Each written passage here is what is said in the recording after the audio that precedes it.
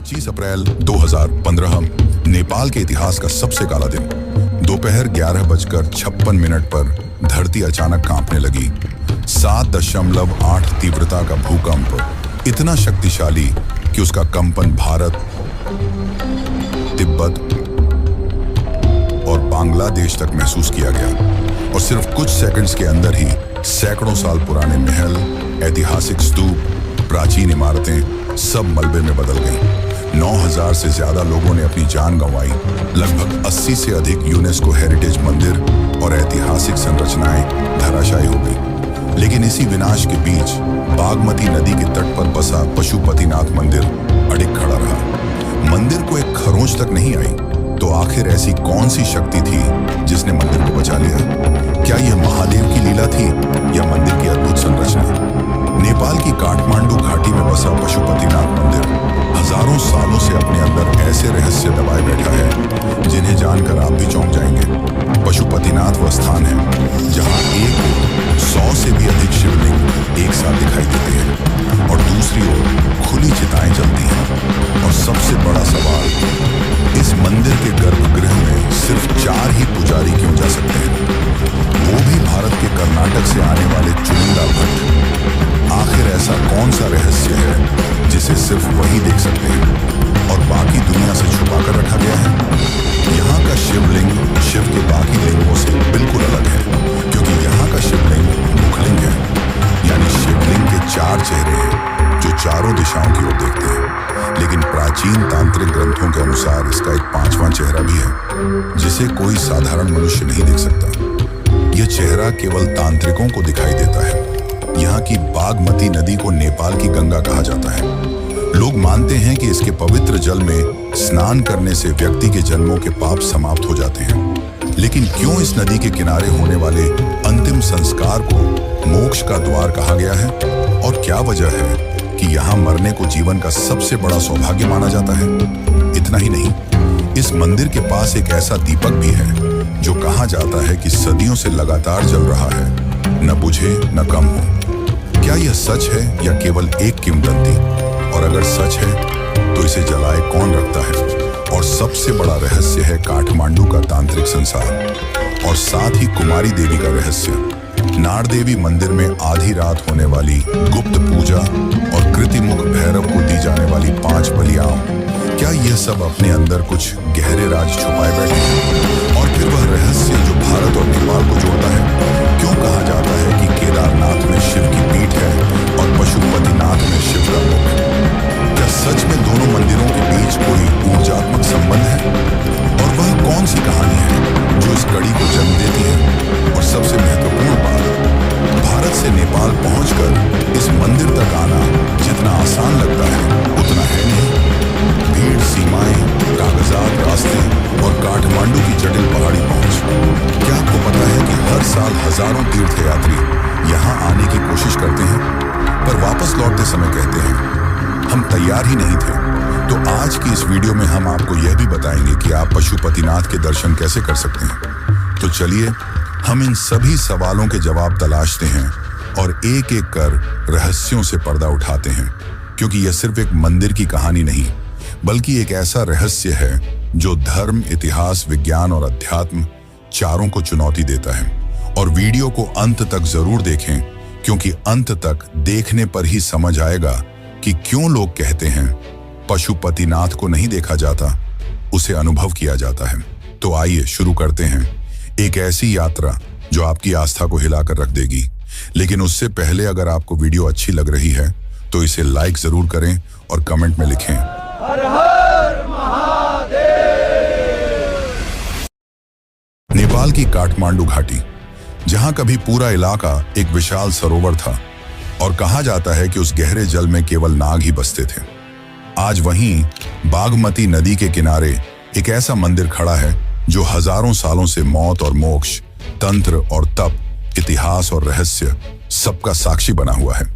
पशुपतिनाथ एक ऐसा मंदिर जहां एक ओर 100 से भी अधिक शिवलिंग एक ही प्रांगण में स्थित हैं और दूसरी ओर खुला श्मशान जहां दिन रात चिताएं जलती हैं। लेकिन साथ ही इस मंदिर का इतिहास भी रहस्यों से भरा हुआ है और आज हम उन्हीं रहस्यों, कथाओं और इतिहास के बारे में जानेंगे जो इस मंदिर के निर्माण से जुड़ा है। बहुत समय पहले काठमांडू की बागमती घाटी के घने जंगलों में शिवजी एक मृग यानी कि हिरण का रूप धारण करके घूम रहे थे। वे सांसारिक चिंताओं से दूर होकर पूर्ण एकांत का आनंद ले रहे थे। लेकिन तभी देवताओं को चिंता होने लगी कि शिव कहाँ गए, क्योंकि उनके बिना ब्रह्मांड का संतुलन बिगड़ रहा था। तब विष्णु और इंद्र ने शिव जी को ढूंढना शुरू किया और उन्हें वे बागमती नदी के तट पर मिले, परंतु शिव ने उन्हें देख लिया और भागने लगे। विष्णु और इंद्र भी उनका पीछा करने लगे और अंततः विष्णु उन्हें पकड़ने में कामयाब रहे। लेकिन इस खींचातानी में हिरण का सींग टूट गया और यहीं गिर गया, और माना जाता है कि जहां हिरण का सींग गिरा वहीं से दिव्य शिवलिंग की उत्पत्ति हुई। यह कोई साधारण लिंग नहीं था, इसमें 4 चेहरे उभर आए, 4 दिशाओं की ओर देखते हुए। यह था मखुर लिंग, वह प्रथम स्वरूप जिसके कारण इस स्थान को पशुपतिनाथ कहा जाने लगा। शिव ने मृग रूप धारण इसलिए किया क्योंकि मृग एक पशु है और शिव सभी पशुओं के स्वामी, इसलिए इस स्थान का नाम पड़ा पशुपतिनाथ यानी कि पशुओं का नाथ। वैसे मित्रों, ये तो हो गई शिवलिंग की उत्पत्ति की कथा, लेकिन क्या आपको पता है इस मंदिर का निर्माण किसने कराया? इसे लेकर एक कथा मिलती है राजा पशुप्रेक्ष की। कहा जाता है कि राजा पशुप्रेक्षा शिवजी के बहुत बड़े भक्त थे और एक दिन वे शिव भक्ति में लीन काठमांडू के जंगलों में ध्यान कर रहे थे और तभी वहां शिवजी भी हिरण के रूप में विचरण कर रहे थे। वे पशुप्रेक्षा की शिव भक्ति से प्रसन्न हुए और उनके पास जाकर अपना असली रूप धारण किया और कहा, हे वरेयम पुत्र, मैं तुम्हारी भक्ति से प्रसन्न हूं, मांगो, क्या वर मांगना चाहते हो? पशुप्रेक्षा ने करुणा भरे स्वर में कहा, प्रभु, मुझ जैसे साधारण मनुष्य को आपने दर्शन दिए, इससे बड़ा वरदान मेरे लिए और क्या हो सकता है? परंतु फिर भी यदि आप मुझे कुछ देना चाहते हैं तो कृपया करके आप इस धरती पर भी सदा के लिए विराजमान हो जाएं, ताकि आपके चरणों का सौभाग्य इस धरती को युगों युगों तक मिलता रहे। शिव मुस्कुराए और कहा, तथास्तु पुत्र। इन सब के बाद काठमांडू की धरती पर शिव का एक लिंग प्रकट हुआ जो मखड़ लिंग था।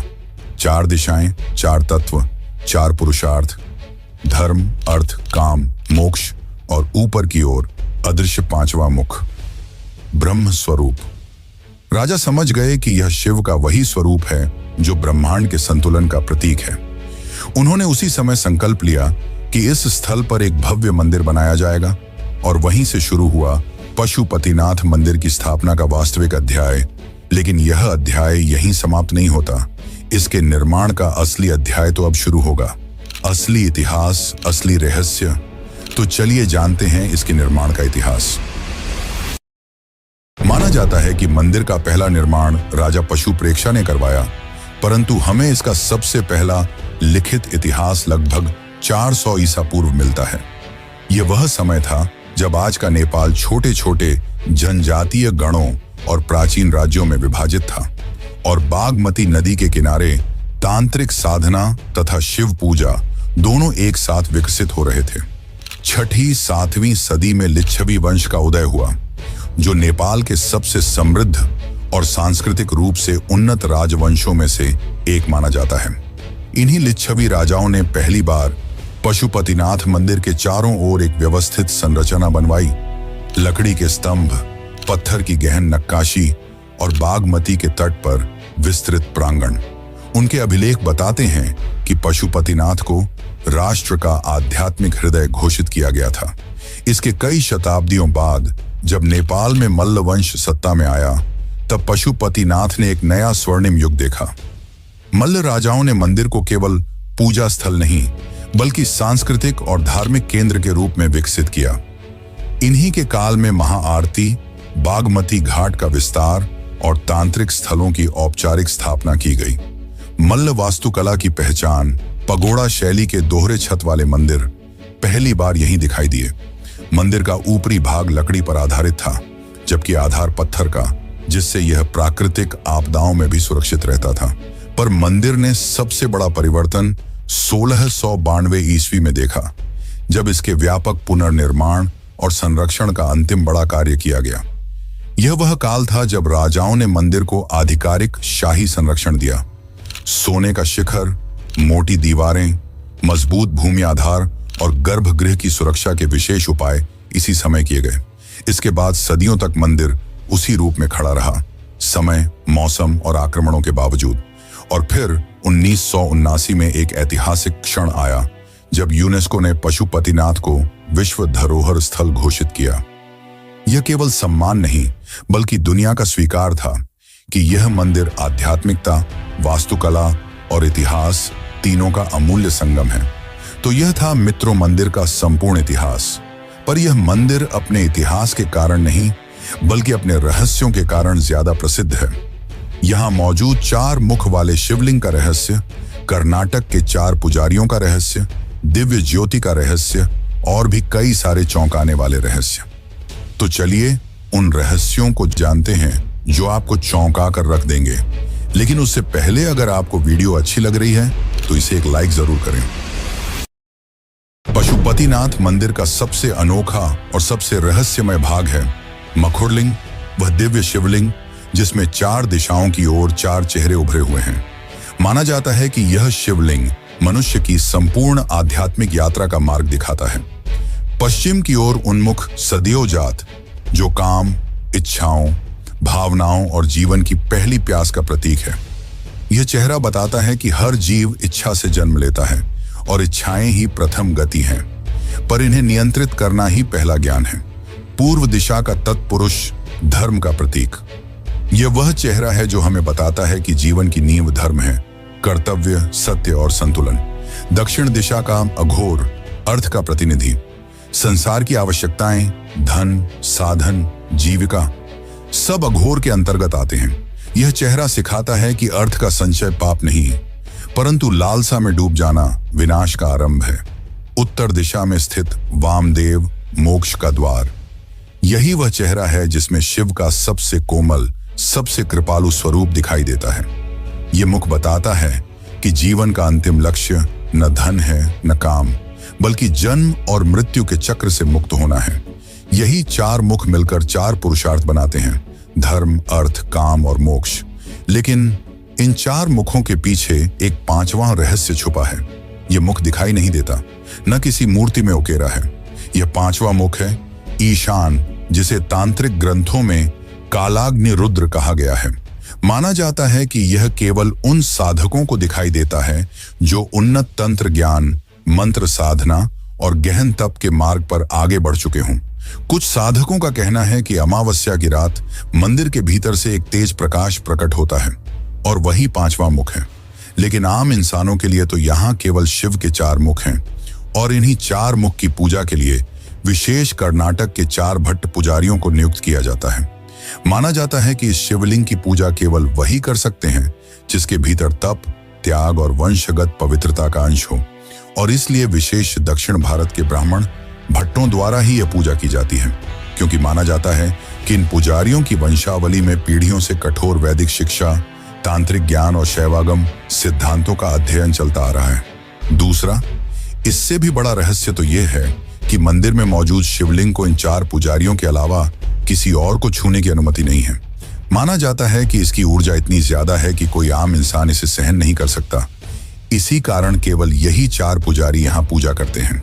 साथ ही मंदिर में गैर हिंदुओं का प्रवेश वर्जित है।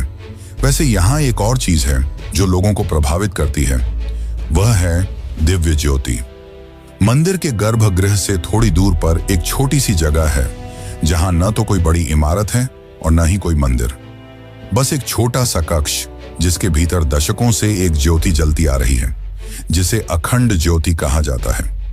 यह ज्योति यहाँ हजारों सालों से जल रही है और निरंतर जलती रहती है। न मौसम और न ही युग इस ज्योति को बुझा पाए। लोगों का मानना है कि यह ज्योति लिच्छवी काल में मंदिर के निर्माण के समय जलाई गई थी। वहीं कुछ लोगों का मानना है कि इस ज्योति को राजा पशु प्रेक्षा ने जलाया था, परंतु इस ज्योति का असली इतिहास या रहस्य आज तक किसी को नहीं पता।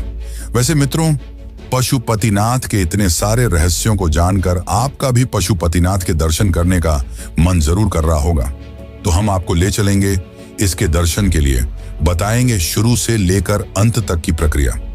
लेकिन उससे पहले हम यहां होने वाली तांत्रिक परंपराओं के बारे में बताते हैं, जो आपका जानना जरूरी है, क्योंकि यहां होने वाली तांत्रिक परंपराएं आपको चौंका कर रख देंगी।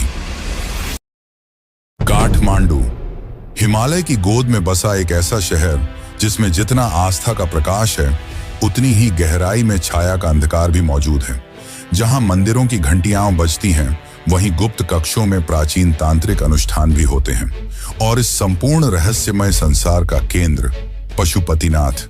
कहा जाता है कि भारत में काशी और कामाख्या जितने शक्तिशाली तांत्रिक पीठ हैं, उतनी ही शक्ति नेपाल के काठमांडू में छिपी है। यहाँ का प्रत्येक मंदिर, प्रत्येक गली और प्रत्येक शिलालेख किसी न किसी तांत्रिक सिद्धि की कहानी कहता है। इस गुप्त संसार की शुरुआत होती है कुमारी देवी से। नेपाल की जीवित देवी एक छोटी सी 5 या 6 साल की बच्ची, जिसे अचानक साधारण जीवन से उठाकर देवत्व का दर्जा दे दिया जाता है। काले पर्दे वाला कमरा, दियों की मंद रोशनी और मंत्रों की गूंज, यहीं से उसकी नई यात्रा शुरू होती है। उसका चयन सामान्य मनोविज्ञान या शारीरिक विशेषताओं से नहीं, बल्कि तांत्रिक संकेतों से होता है। माना जाता है कि देवी दुर्गा की चेतना स्वयं उस बच्ची में प्रवेश करती है। चयन के दौरान तांत्रिक साधक कई गुप्त विधियां करते हैं। नाड़ी परीक्षण, दृष्टि परीक्षण, भय परीक्षा, ये सब उस बच्ची की शुद्ध चेतना की पहचान के लिए किए जाते हैं। कुमारी देवी का घर भी मजबूत तांत्रिक ऊर्जा से घिरा हुआ है, जहां बाहरी लोगों का प्रवेश लगभग निषिद्ध है। सुबह शाम की कुछ ही झलकियों से भक्त देवी के दर्शन कर पाते हैं।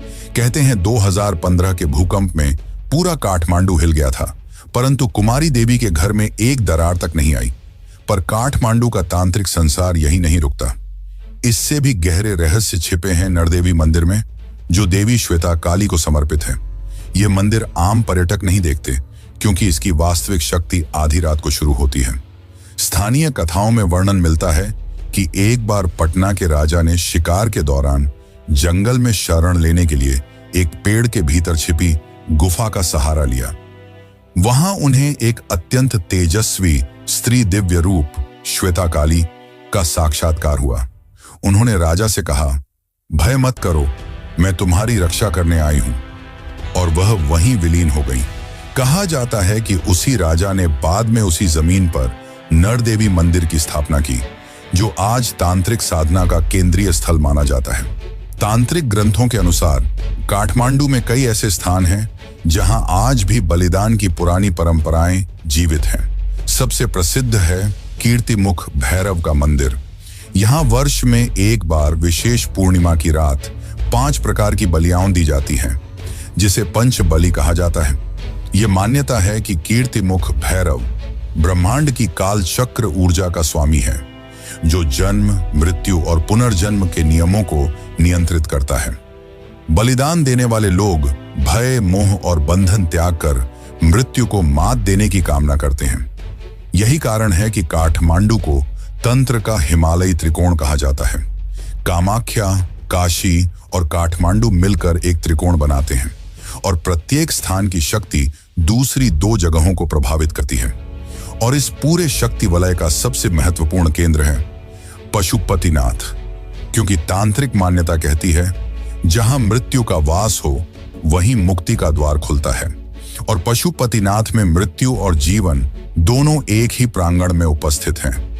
एक ओर 100 से अधिक शिवलिंग, दूसरी ओर खुला श्मशान। इसलिए कहा जाता है कि पशुपतिनाथ केवल शिव का मंदिर नहीं, बल्कि दुनिया के सबसे शक्तिशाली तांत्रिक नोड्स में से एक है, जिस कारण पशुपतिनाथ के दर्शन करना और भी पवित्र हो जाता है। तो चलिए अब हम आपको ले चलते हैं पशुपतिनाथ की यात्रा पर। लेकिन उससे पहले, अगर आपको वीडियो अच्छी लग रही है तो इसे अपने मित्रों और रिश्तेदारों को भी जरूर शेयर करें। पशुपतिनाथ की आध्यात्मिक यात्रा जितनी दिव्य है, उतनी ही जमीनी चुनौतियों से भरी भी। नेपाल हिमालय की गोद में बसा देश, जहां पहुंचना आसान भी है और कभी-कभी जटिल भी। और इस मंदिर तक पहुंचने की यात्रा सिर्फ बसों और उड़ानों की नहीं, बल्कि भीड़, सीमाओं और व्यवस्था के बीच से गुजरने की कहानी भी है। सबसे पहले बात करते हैं भारत से नेपाल पहुंचने की औपचारिकताओं की। भारत और नेपाल के बीच वीजा नहीं लगता, पर पहचान पत्र आवश्यक है। आधार कार्ड, वोटर आईडी या पासपोर्ट, इनमें से कोई एक होना जरूरी है, खासकर अगर आप सड़क मार्ग से नेपाल जा रहे हों। सीमा पर सुनौली, रक्सौल या सिलीगुड़ी जैसे प्रमुख बॉर्डर पॉइंट्स पर भारतीय यात्रियों को एंट्री रजिस्टर में नाम, दस्तावेज और वाहनों की जानकारी दर्ज करनी पड़ती है। भीड़ भरे दिनों, विशेषकर शिवरात्रि और तीज के आसपास, इन चेक पॉइंट्स पर लंबी कतारें लग जाती हैं। नेपाल पहुंचने पर सबसे पहला नियम जिसे समझना जरूरी है, गैर हिंदुओं को पशुपतिनाथ मंदिर के मुख्य परिसर में प्रवेश नहीं मिलता। यहाँ के नियम बहुत कठोर हैं और पुजारी इस पर सख्ती से अमल करते हैं। इसीलिए परिवार में कोई ऐसा सदस्य हो जो हिंदू ना हो, उसे मुख्य द्वार से पहले ही रोक दिया जाता है। इसके अलावा बागमती नदी का क्षेत्र त्योहारों और खास दिनों में इतना भीड़ भाड़ वाला हो जाता है कि स्थानीय पुलिस को भीड़ नियंत्रित करने में समय लगता है। सीढ़ियां खड़ी हैं, रास्ते संकरे हैं और भीड़ इतनी सघन कि चलने का स्थान भी कम पड़ जाता है। यही कारण है कि वरिष्ठ नागरिकों के लिए यह यात्रा थोड़ी कठिन हो जाती है। कई बार उन्हें भीड़ के बीच सांस लेने में परेशानी होती है और कभी-कभी सीढ़ियां चढ़ने में भी दिक्कत आती है। इसलिए बुजुर्गों के लिए सबसे अच्छा समय है सुबह का समय, जब मंदिर खुलता ही है और भीड़ कम होती है। अब आते हैं सबसे जरूरी सवाल पर, पशुपतिनाथ मंदिर पहुंचा कैसे जाए? सबसे आसान तरीका है हवाई रास्ता। काठमांडू का त्रिभुवन अंतरराष्ट्रीय हवाई अड्डा मंदिर से सिर्फ 5 किलोमीटर दूर है।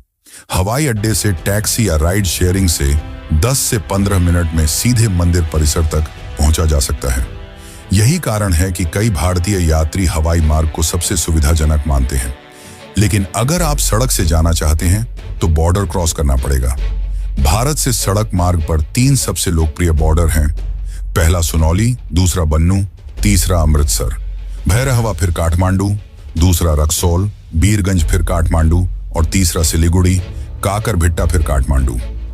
रक्सौल बीरगंज मार्ग सबसे व्यस्त है, जबकि सुनौली का मार्ग सबसे अधिक उपयोग किया जाता है।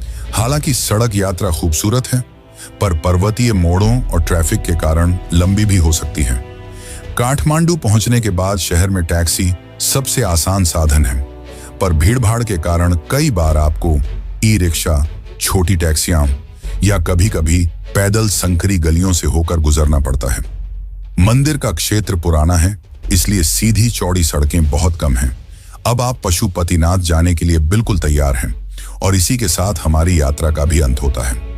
लेकिन मित्रों, जैसा कि मैंने पहले बताया कि काशी, कामाख्या और पशुपतिनाथ तीनों मिलकर तांत्रिक त्रिकोण बनाते हैं और काशी को शिवजी की जीवित नगरी कहा जाता है। पर क्या सच में शिवजी ने काशी का निर्माण किया? और अगर हाँ, तो क्या है ज्ञानवापी का रहस्य? क्योंकि माना जाता है कि काशी विश्वनाथ मंदिर को तोड़कर ज्ञानवापी मस्जिद बनाई गई। आखिर इस बात में कितनी सच्चाई है? और अगर आप भी इसकी सच्चाई को सही प्रमाणों के साथ जानना चाहते हैं तो चैनल पर जाकर काशी विश्वनाथ वाली वीडियो जरूर देखें। बाकी इस वीडियो को अंत तक देखने के लिए आपका धन्यवाद।